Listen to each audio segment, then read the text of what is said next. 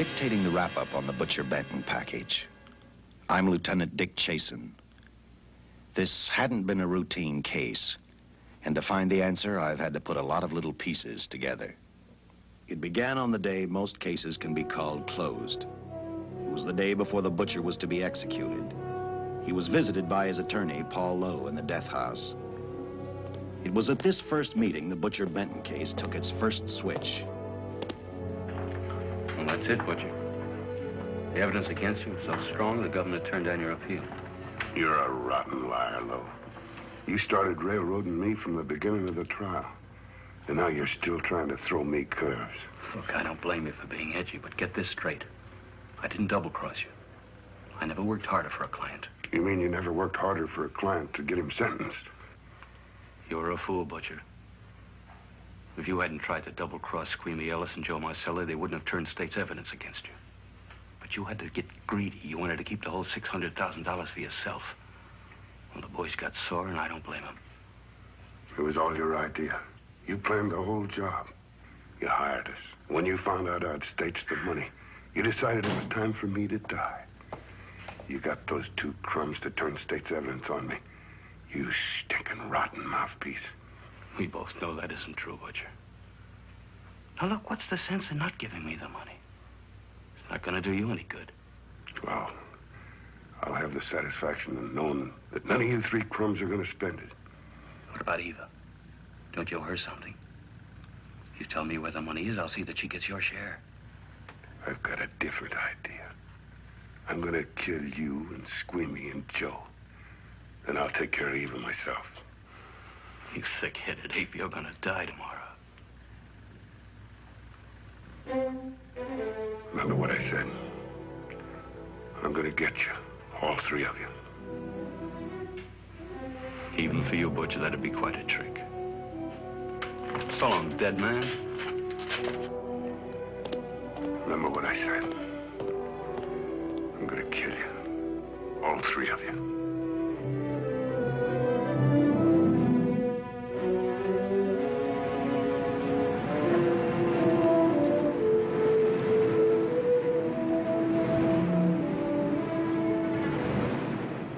Back in Los Angeles, two men sat in a bar room listening to a newscaster tell his headline story. He played up big the butcher's threat to kill Paul Lowe, Squeamy Ellis, and Joe Marcelli for their having turned state's evidence against him. Squeamy Ellis didn't seem happy over the butcher's threat. Neither did Joe Marcelli. But they had figured, once a dead man, always a dead man. But this was one time everyone was in for a surprise, including the entire police department.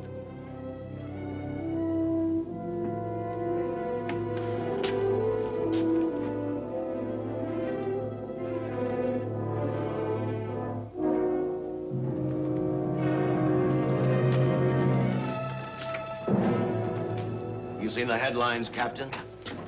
Teletype just came in from San Francisco. Butcher's execution is set for 5 o'clock this afternoon. And like the newspapers say, he still refuses to talk about that stolen money. Well, I still have hopes of coming up with something. That's what I dropped by for, Dick. With Butcher's execution, the department's marking it case closed. That means you'll be reassigned. I've spent a whole year trying to break this case. As far as I'm concerned, Butcher's death is just the beginning. Of course, I can't prove it, but I think that Paul Lowe was the top man. And even though I have to keep working on it while off duty, I'm going to get Lowe, Squeamy Ellis, and Joe Marcelli. Okay, Lieutenant. Officially, I've taken you off of the case. Unofficially, I wish you luck. Do me a favor. Keep me posted. Will do. Thanks, John. I headed for Eva Martin. She worked in a local burlesque house. I'm a cop, and my job is to ask questions and get answers. So I decided I might as well start again with her.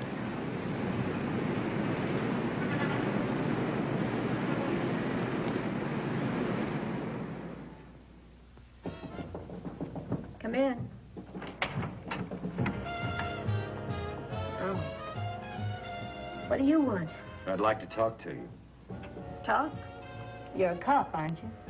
That's a good question.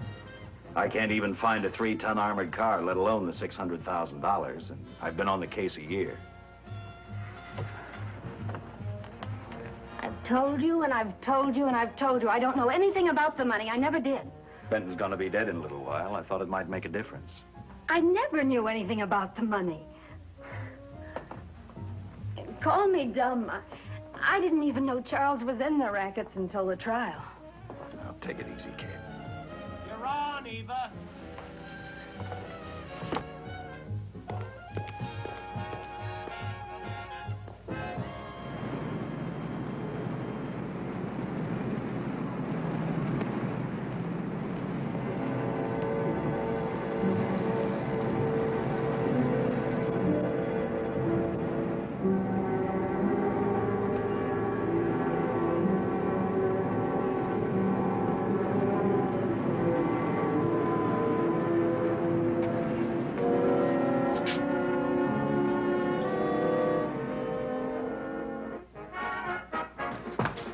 Honey, here's your wrap.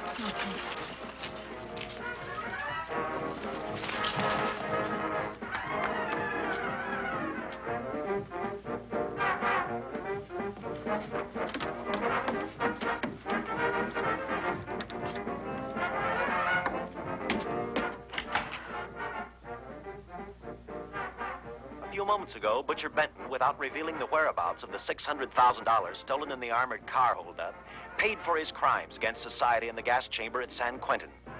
Now for a look at the international scene. Today... Come on, baby. Don't waste tears on Benton. I feel so badly about Charles. If I'd known, maybe I could have done something.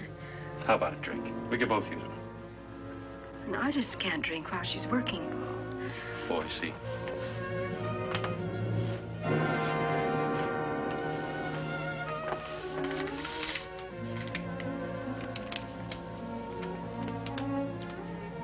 What's that?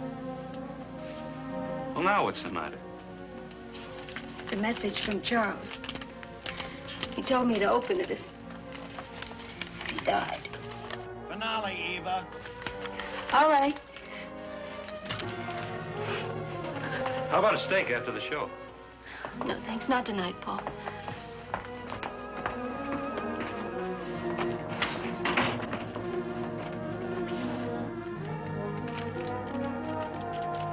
I didn't find out until much later, but Paul Lowe, in opening the letter the butcher had given Eva, found a map outlining a section of the city sewer system. And clearly identified was the spot where the butcher had hidden the stolen payroll. He replaced it with a $50 bill. I guess he figured $50 to gain $600,000 was not a bad day's work.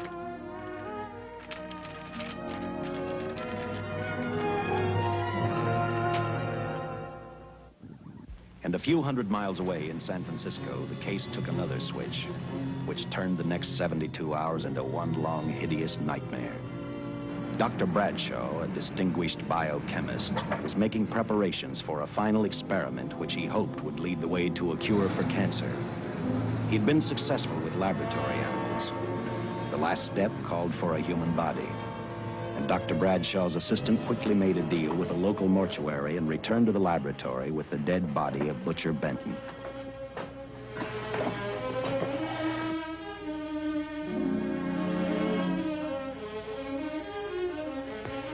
You made good time. Well, I didn't waste any.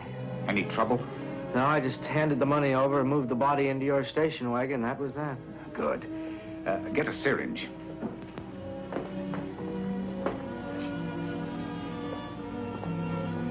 He's in good shape. Well, I hope so. We'll get other blood samples later. We'll run this one through fast. Right. Now wheel him into the machine and then raise him. Right.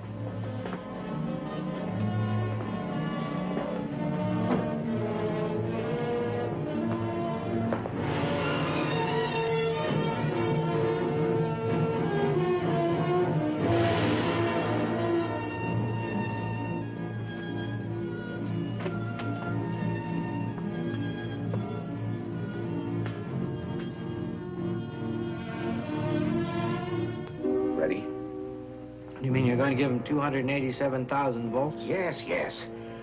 I'll get the fluoroscope set. We'll check with that before we start dissecting. Turn off the lights.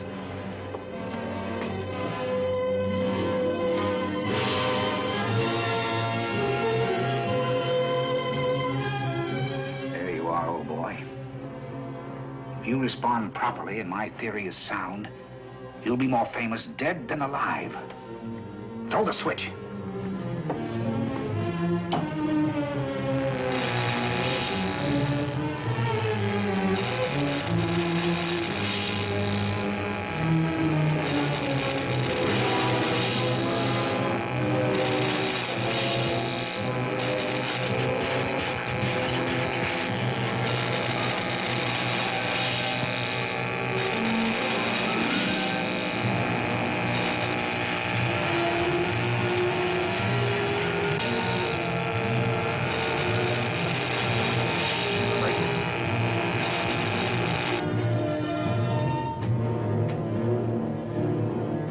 Wait, I thought I saw a pulsation of the heart. You're right. Dr. Bradshaw is beginning to breathe. You've brought this man back to life. No. The heart muscle has simply responded to a terrific electrical shock, that's all. Yes, but it does prove that the cells still function. Dr. Bradshaw, he is alive. A shock reaction, it can't last. His cells are multiplying now, if your theory is right.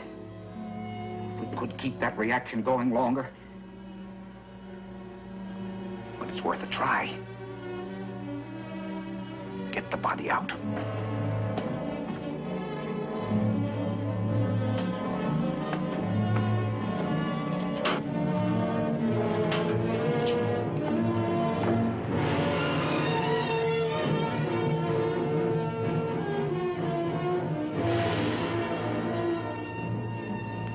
Get some adrenaline from the supply room. Some amyl nitrite, too. Hurry, hurry.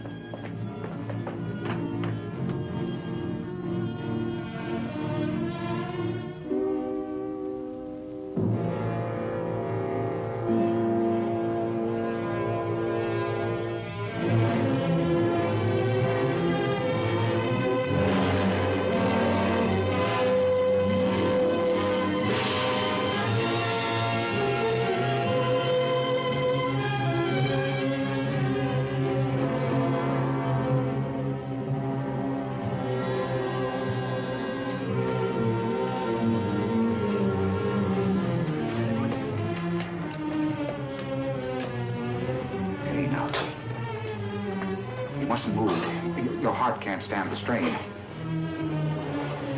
Now, you must lie still. Please, please. Easy now. Easy. Easy. You must lie. Easy, please. Oh!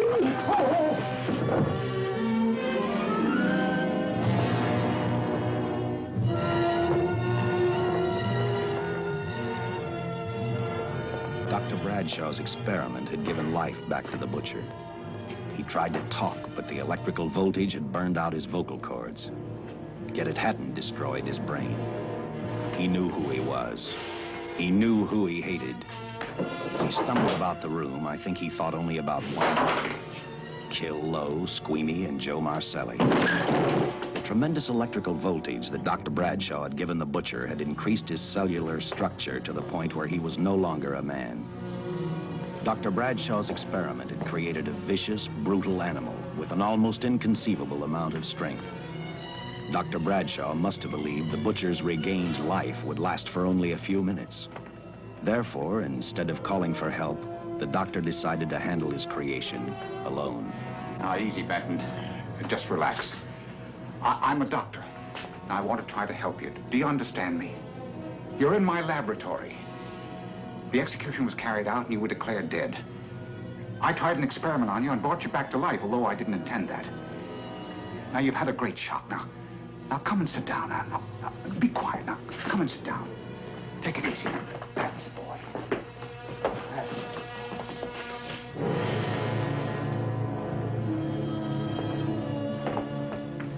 Careful. His reactions are violent. How do you explain this? Each cell must have multiplied 100 times. perhaps thousands. His strength is unbelievable. No, it's too late for the amyl nitrite. I want to get some blood samples, make some tests on him, find out what's happened. Get me a syringe.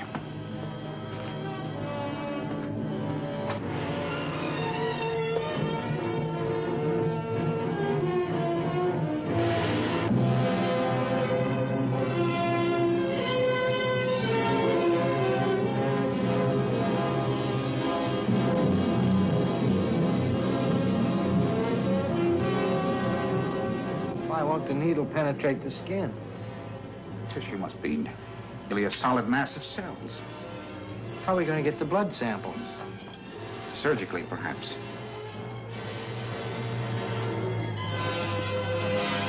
Now, take it easy. You can't leave here now. I'm responsible for your being alive.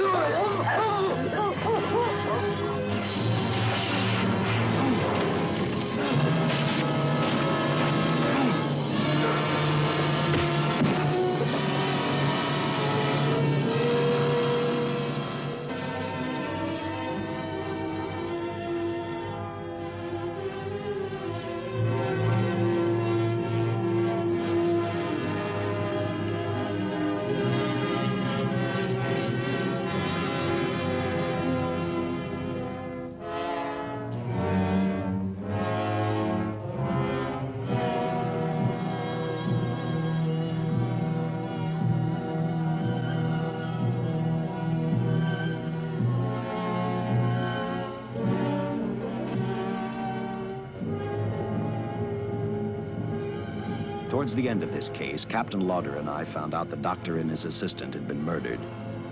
But I'm getting ahead of my story. The butcher didn't know how he had been brought back from the dead, and he didn't care. All he knew, he was alive. Then this monster-made man started thinking about Los Angeles.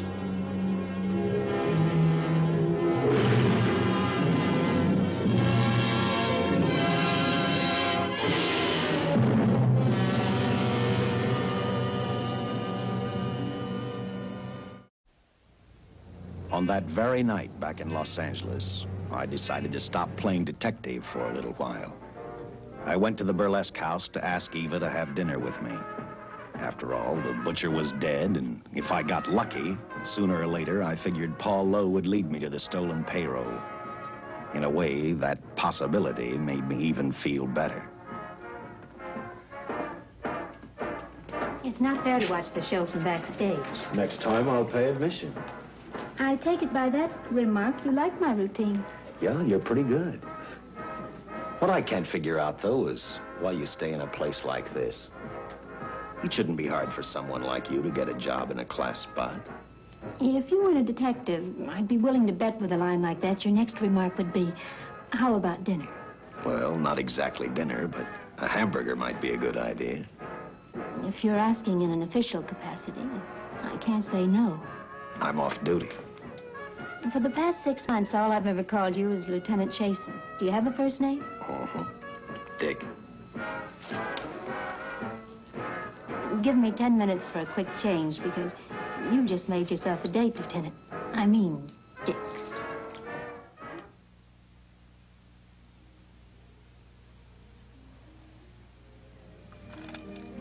You know something, Dick?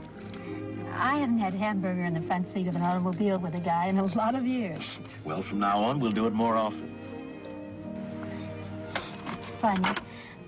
I always figured a policeman wasn't really a human being. I mean, unless he was arresting someone or trying to solve a case, he was unhappy. Shows you how wrong you are. In fact, everyone on the force gets fed up occasionally with the job they do. Maybe we're more human than anyone else. We see so much trouble, we get to hate the word. But as long as the world's filled with people, there'll have to be men who enforce the laws. What made you join the department? Now who's making with the questions? No, honest, I'd like to know. Well, it's really a very short story. When I got out of the Air Corps, I knocked around for a while. Well, I went to work for an oil company. One day, I went back to college on the GI Bill. Just before graduation, I noticed all about the police department exams. Seemed a pretty good thing to do with your life, so I took the exams, passed, then went on from there.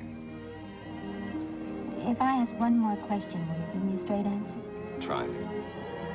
Am I still part of the Charles Benton investigation? I mean, right now. I don't think so.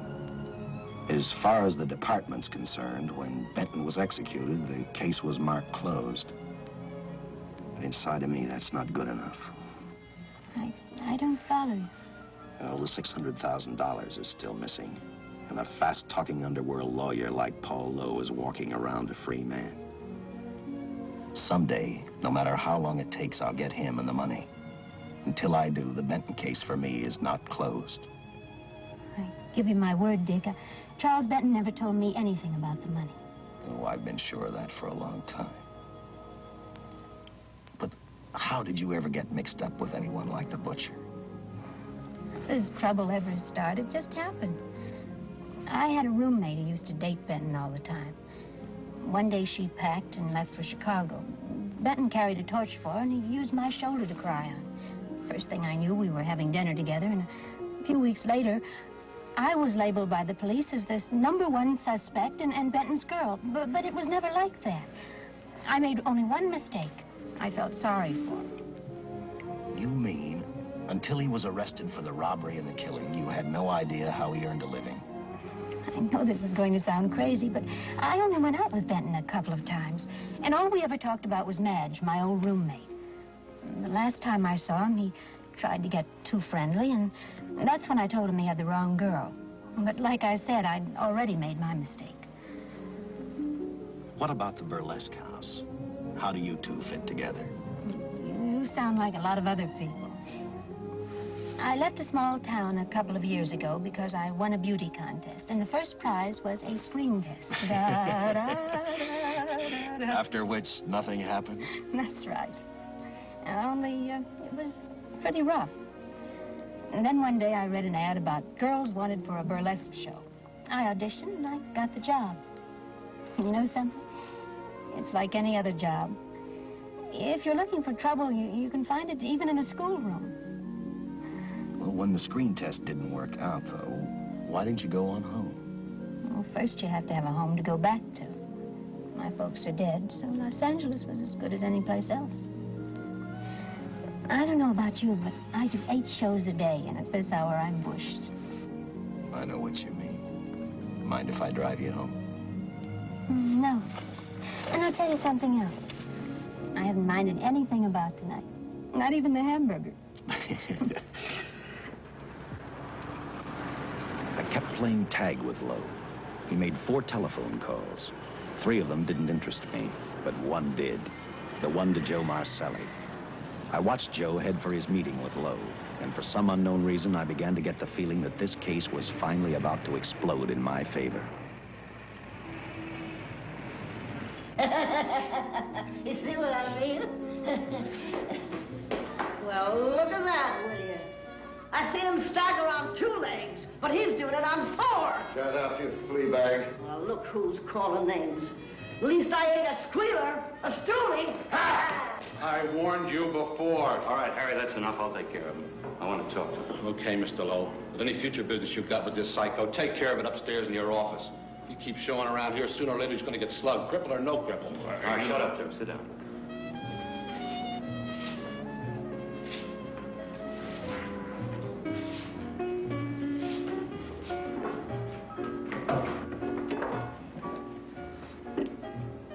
I need a shot. Bad.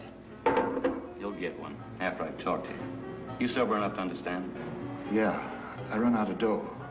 No wonder. Look at you. You used to be the best torch man in town.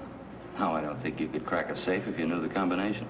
No jobs. Nobody wants me since I turned stakes on Benton. That's your doing. You talked me into it. All right, quit crying. I got a job for you. If you can stay off that stuff long enough. You know I can if I got a job. How much? What is it? There's $2 grand in it for you. Where? Right near where he pulled the job. Interested? $2 grand ain't much out of 600,000. There'll be other expenses. Besides, that money's plenty of it. Now, you want it, or do I get another boy? I'll do it. How soon do you want me to go to work? Set it up for tomorrow night. Call me before noon. I'm going to the races. 1. And that's all. The job's over.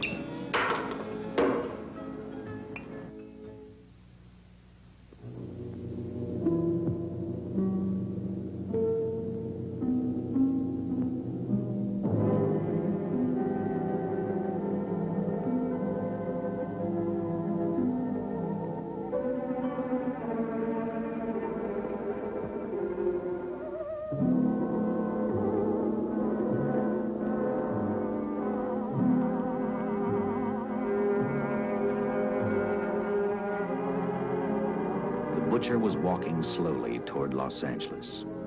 He'd traveled through wooded hills to prevent being seen by anyone. Finally, he came to a quiet road. He stopped to get his bearings. And then he saw her, and he saw something else. An automobile. For the butcher, that rang a bell. With a car, he knew by the next afternoon he'd be in Los Angeles in plenty of time to catch up with the 3 men who had double-crossed him.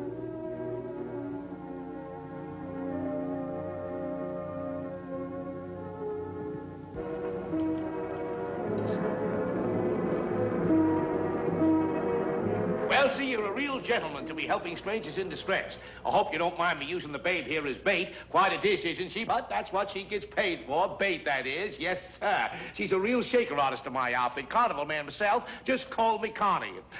Yeah. Well, friend, we're in a little bit of difficulty here. Got a flat tire, brand new car, no tools in the back. Why, some of these dealers make my carnival grifters look like babes in the woods.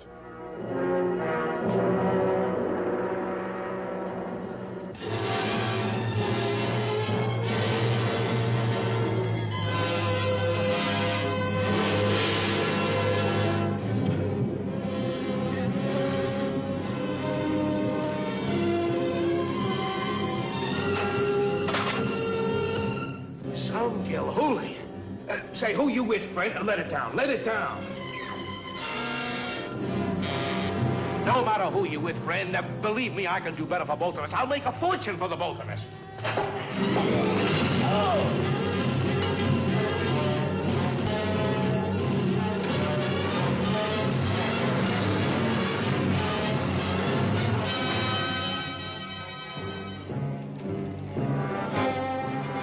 An hour later, the San Francisco Police Department sent out an APB.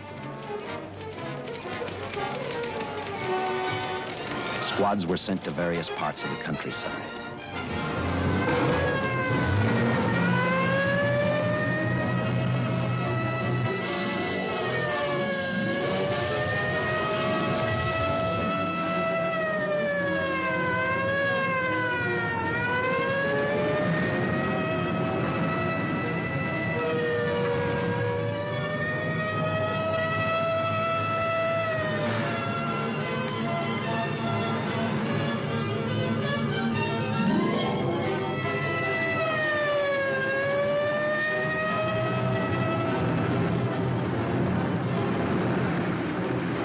Roadblocks were thrown up to catch the cold-blooded killer the hysterical girl had described. Each squad kept reporting back to central headquarters, and each of their stories was the same. So far, none of them had spotted the car the killer was driving. Orders were given to shoot to kill, because from the girls' further accounts, they realized they were dealing with a maniac.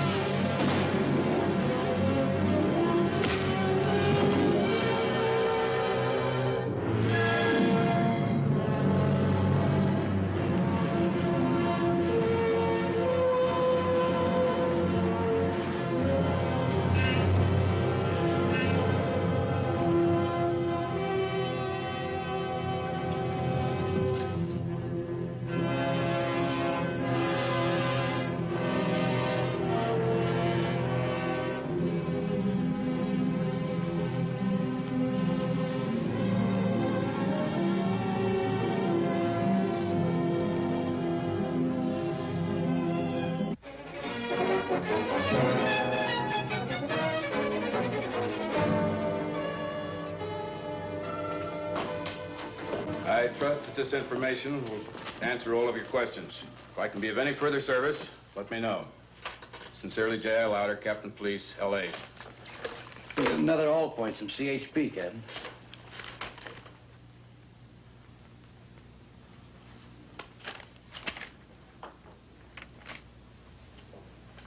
These reports sound like they come from a bunch of loonies. You sure do. There it is. Sergeant. Yeah. I want Lieutenant Chasen to look these over as soon as he comes in. All right, Captain. The next morning, I read the stories of the brutal murder of the 2 police officers. I also read the witness's statement about the bullets having no effect upon the killer. I felt sorry for the witness, and I thought about how easily a person's mind can become confused when suddenly they receive a brutal shock. I didn't believe a man existed who could not be stopped by a slug from a .45. Good morning, Captain. You and the rest of the force are going on 24-hour duty. Seen the headlines? You mean this guy that's running amok up north? Yeah, the latest report, he's killed 2 police officers. Made a getaway in a green coupe heading south. I've got a hunch this killer's gonna be our baby. He could be in town right now. Yeah. You better get started, Lieutenant. Okay. Any new leads on that holdup money? I think the girl can probably be counted out. If any of the others are wise, they're keeping mighty quiet. Well, let it ride for now.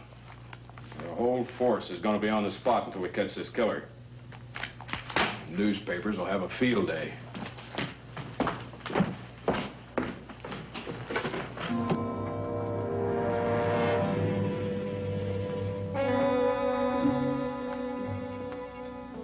We were wrong about 2 things.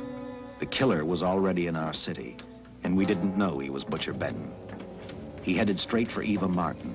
He went to her dressing room to get back the map he had left in the envelope with her. He wanted first to check his money, then catch up with Lowe and the others.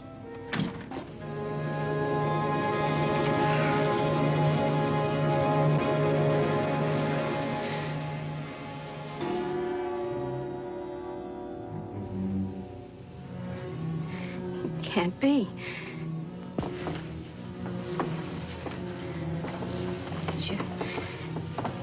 You do look like him. Only different somehow.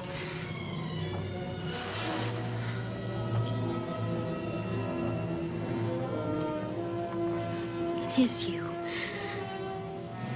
Why didn't somebody tell me?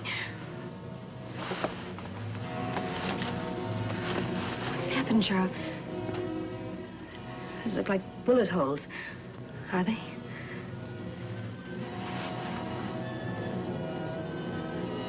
There isn't even a mark.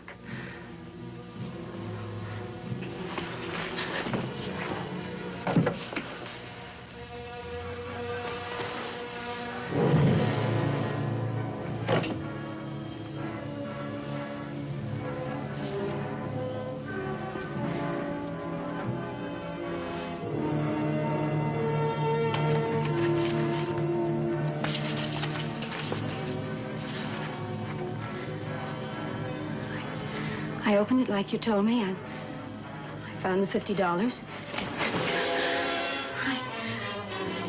I didn't know why you left him. Oh, Paul didn't know why he was here.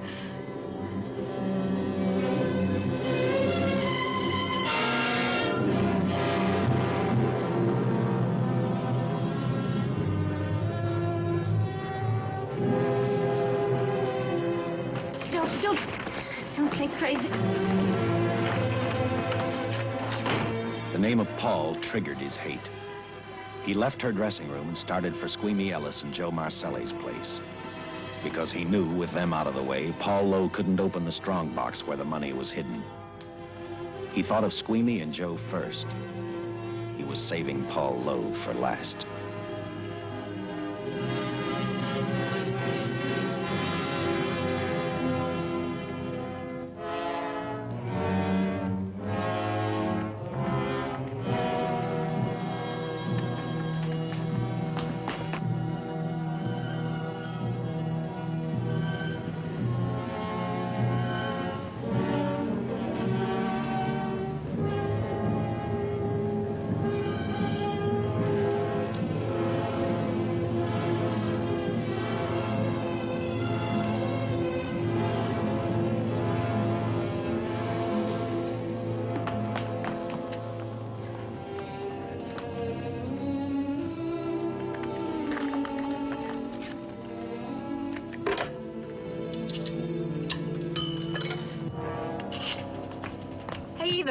borrow your eyebrow pencil?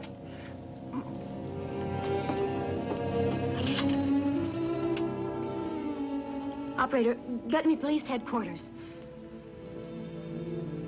Lieutenant Chasen, please.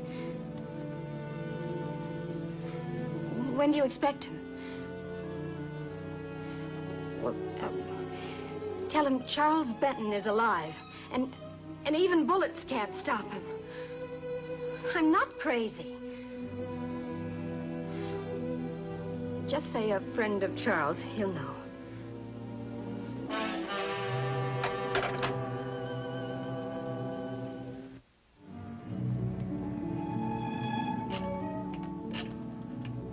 After leaving a message for me, Eva telephoned Squeamy Ellis. She tried to tell him the butcher was alive and on his way over to kill him. Squeamy didn't believe her, and in a way you couldn't blame him. Who in their right mind would believe a man had returned from the dead? What Squeamy actually believed was that the butcher, before his execution, had hired a killer to carry out his threat.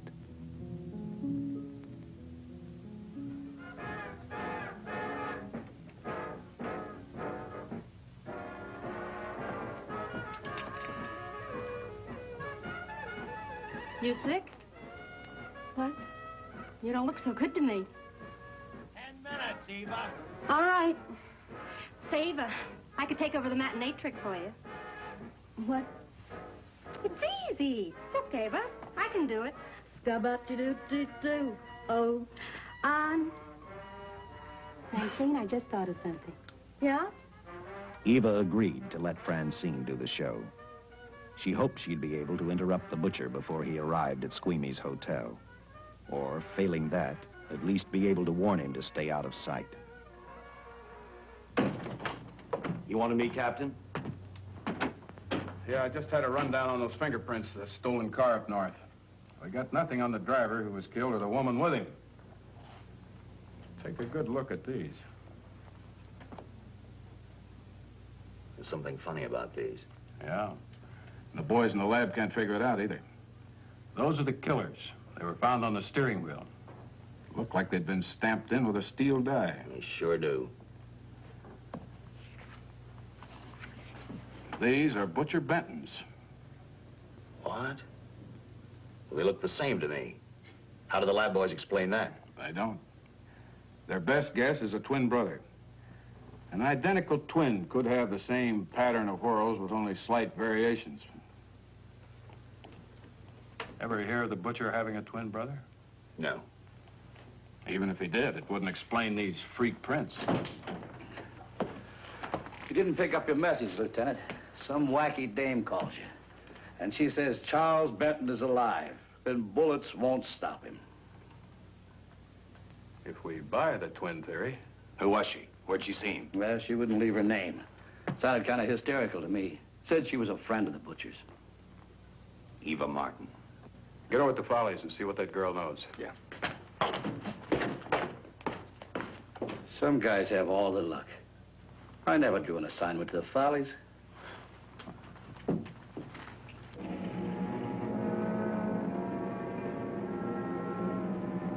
Meanwhile, the butcher headed for Squeamy's hotel.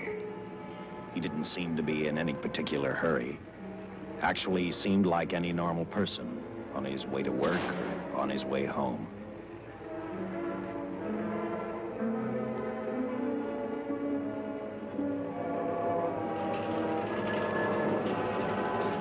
He rode up Angel's Flight, arrived at the top, scanned the hotel building, and then noticed the only exit from Squeamy's apartment. A fire escape.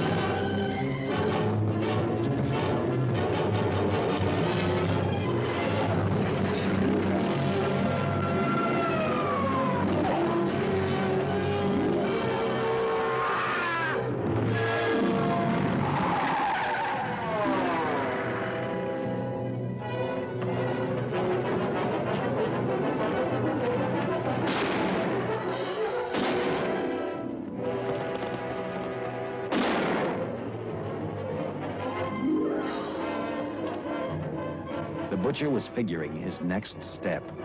And as he looked at the dead cop, he thought about Paul Lowe, the next man on his list. Seen Joe Marcelli? Not since last night when I told him I didn't want him around here no more. Give me a shot.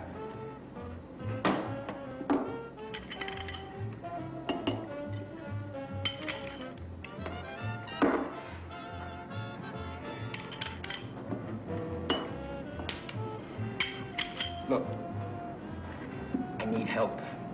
Just found out that Benton's hired a killer to get me. He's after Joe, too. Well, then drink up and get out. I don't want no trouble around my place.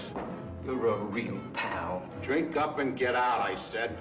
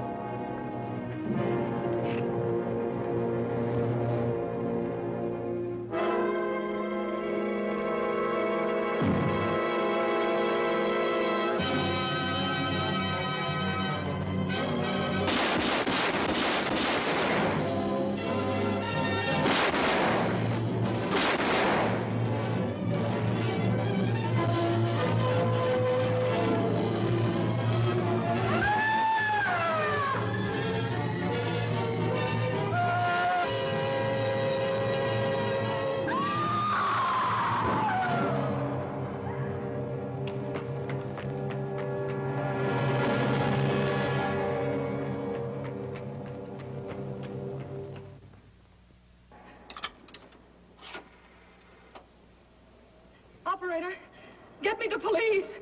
Police! Yes!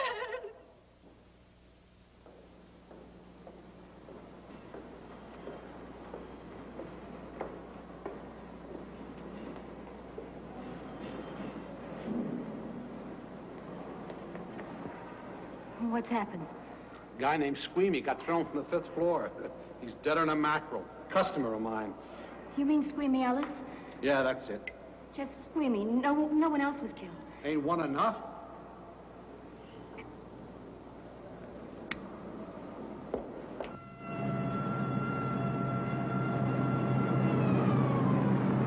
I tell you, the bullets never even phased him. He must have been wearing a bulletproof vest. God help us when the papers get a hold of this. Keep an officer on duty here till you hear from me. We'll get a stakeout on Joe Marcelli. I'd like to talk to Joe. Lauder, I'm going to call San Quentin. Suppose Benton is alive. Every available man's been put on the case now. Yes, sir. All right. All right. Anything new? Report on Dr. Bradshaw, owner of the station wagon. The San Francisco police located his laboratory in the basement of an electrical power receiving station. Bradshaw, what's he know? He's dead. And another man, too, his assistant. The lab is a shambles. But now we're getting some action from San Francisco. Benton's body never arrived at the mortuary where it was supposed to go. An attendant there finally broke down, admitted he picked up some quick cash by handing the body over to a man he was unable to identify. The man was driving his station wagon. Blasted man, the chief's on my neck, and the commissioners are on his, and the mayor's on theirs. Now, am I supposed to tell them that our killer is a dead man? They found a notebook in Bradshaw's lab.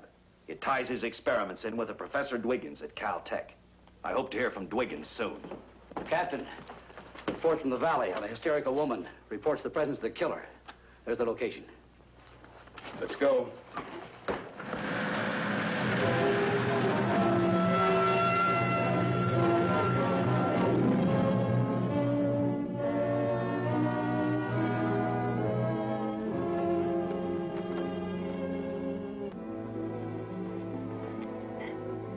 You and your boyfriend had a little fight, and he got out of the car to take a walk.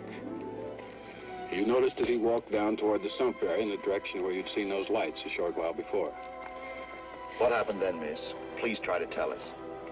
Well, I just sat there a few minutes, I guess. I was pretty mad. Then there was a loud crash, like heavy metal, sort of, from down here. I got out of the car to get a better look. I heard Jimmy cry out something. I couldn't make out the words. Then down here, in a patch of light, was Jimmy. And coming toward him was this man. Big man. Lifted Jimmy up over his head like he didn't weigh a thing. Jimmy screamed. Just once. Before he broke Jimmy's back. I heard it snap. That far away. Then I started running till I found this house. They let me use the phone. Thank you, mate. We'll see that you get home right now. O'Malley, see that the young lady gets home all right. Paul Lowe, while driving to his office, heard a radio commentator report the murder of Joe Marcelli.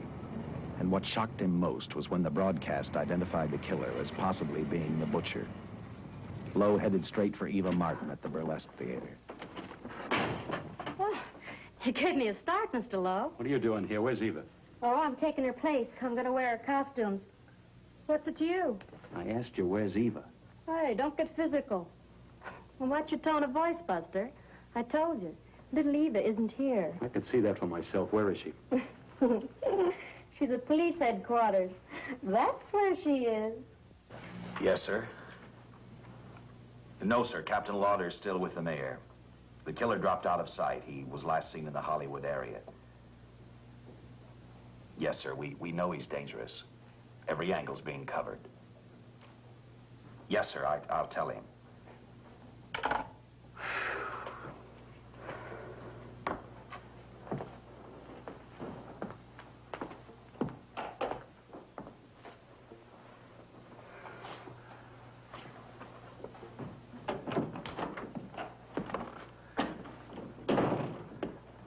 Here, see how these fit.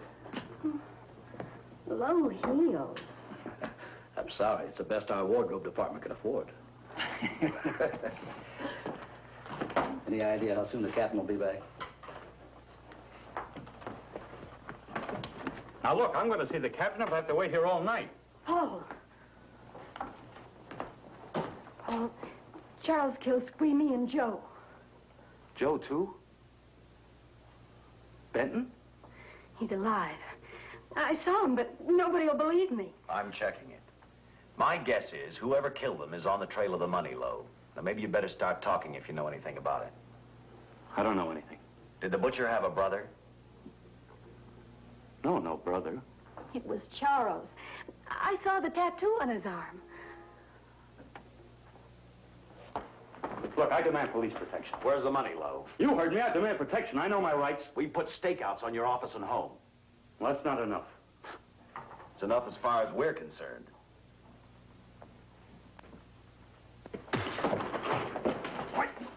Now you gonna book me, Sergeant? Dan, throw away the key.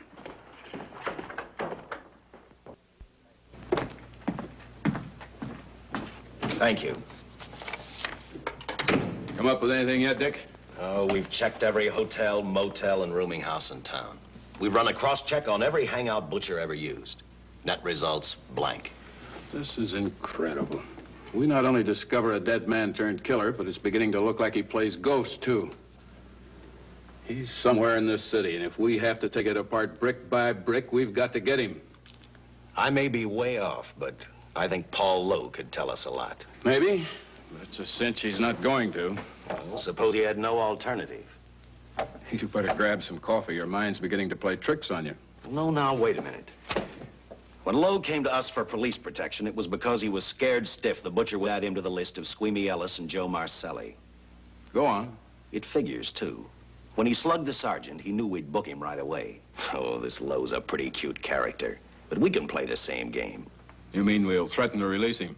Well, not exactly. You tell him you realize that he was excited, that throwing the punch was accidental. Tell him we're not going to make a charge, that he's completely released. Lieutenant, you know we can't do that. Lowell made his first mistake when he hit the sergeant, and that'll get him a year. As far as the department's concerned, at least it's a small victory. If my hunch is right, Lowe won't want to be on the streets with the Butcher looking for him. And he may talk, and talk a lot. Enough maybe for us to get rid of him permanently. Even lead us to the Butcher. If he's frightened enough, that might work. But if it doesn't... No, Dick, I'm not going to release him. I want him out of my way so bad I can taste it, but not bad enough to be responsible for getting him killed. The good thing about that, Captain, is the fact we know it, but Lowe doesn't. Let's give it a try. All right, Lowe. Come on out. I think you'll find everything in there. You're free to go, Mr. Lowell. Wait a minute. Who do you think you're kidding? You arrested me for assaulting an officer. Court, I'll plead guilty. With luck, I might get off with 6 months. For a lawyer, you're forgetting a very important point. If no charge is made, there's no trial. It was a tough day for everyone. We figured your nerves were on edge, and when you threw the punch, you didn't know what you were doing. I've squared everything with the sergeant. It's all over, all forgotten. Yeah? Why'd you bring a stenographer? Simply because I wanted a record of our conversation at the time of your release. Okay, Lowe, let's go. Oh, wait a minute. Once out on those streets and I'm a dead man. You let me go, you'll be responsible for murder. Oh, come off it, Lowe. You're imagining things. You know the Butcher threatened to kill me. You set me free, he'll do it. Well, that's just a risk we'll have to take. But the way I look at it, Mr. Lowell, you'll be okay. Look, Captain, I'll make a deal with you. You keep me here, and I'll tell you how to recover the money. Maybe even catch the Butcher. No deals, Lowell. You'd probably tell us anything just to stall for time. Come on, let's get out of here. Now, wait a minute. All right. I'll tell you the truth. Start taking this down. I, Paul Lowe, hired Butcher Benton, Squeamy Ellis, and Joe Marcelli to pull off the armored car holdup. And then Lowe continued with his confession. He told us about finding the map. He showed us the exact location of where the Butcher had hidden the stolen payroll. And he gave us a most important answer. The explanation as to how the Butcher was able to elude detection. His means of escape was the sewer system beneath our city.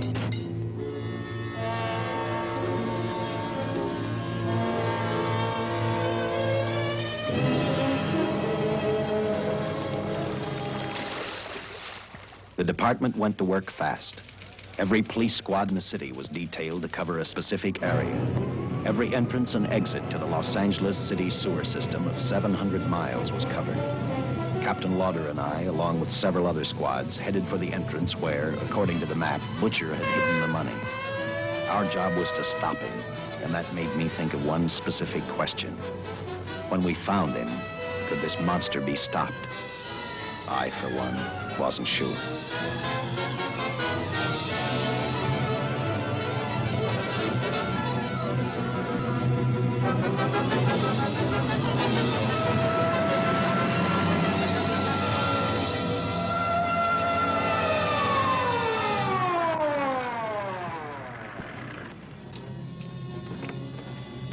Everything all set, Lieutenant? City engineers mapped out each possible exit. A squad of officers are spotted at every point. If the butcher can be caught, now's the time. Well, after I talked to Caltech, I called on the fire department for a little help. The professors thought a flamethrower might stop him. Flamethrower? I suppose their boys have had a chance to join our squads by now. See, we have one with us here. Have you thought about what'll happen if this doesn't work? No. I've been praying too hard that it will work.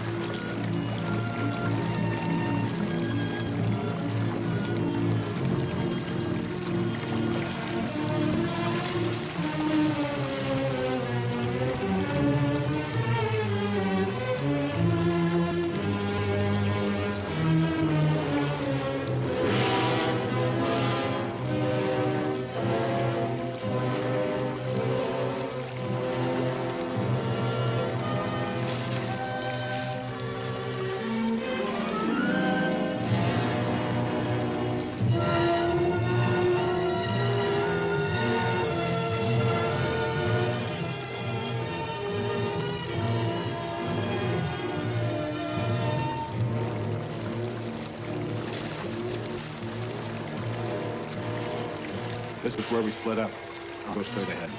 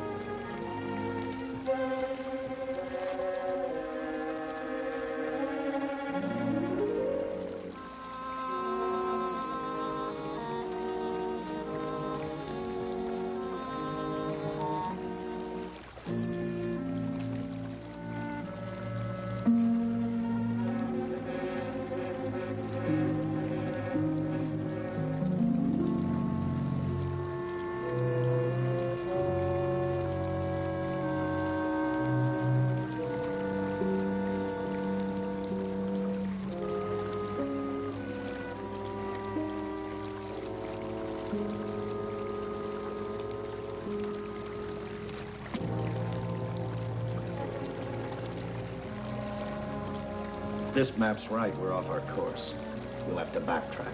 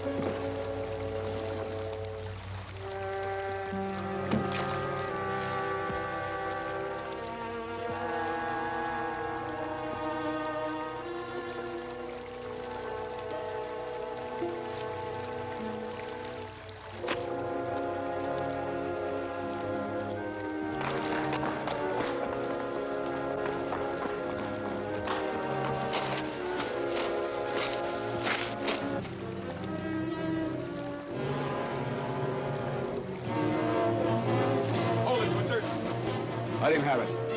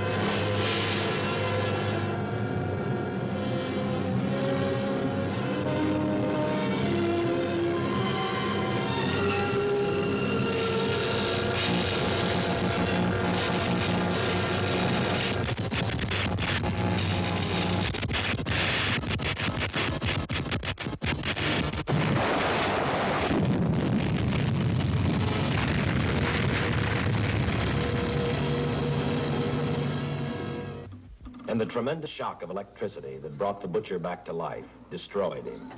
The $600,000 stolen in the armored truck robbery has been recovered. Case closed. Well, here are the scientist's comments for your records. I had to fill in a few spots with my own guesses, but I guess that's about the size of it. Did you get any sleep? Oh, some. Not much. How's the girl today?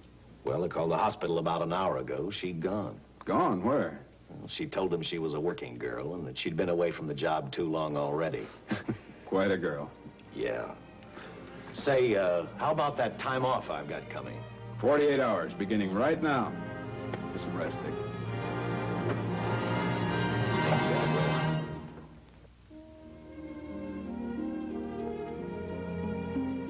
know something, Dick? The past 72 hours seem like a bad dream. That rest in the hospital today really gave me a new lease on life.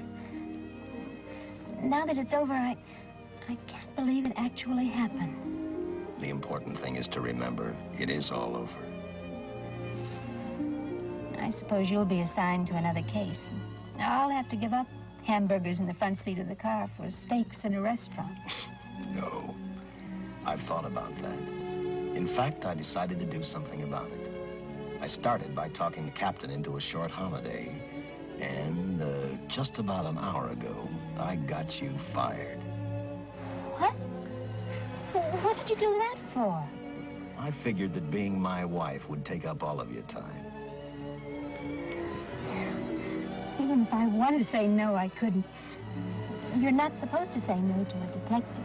I figured that, too.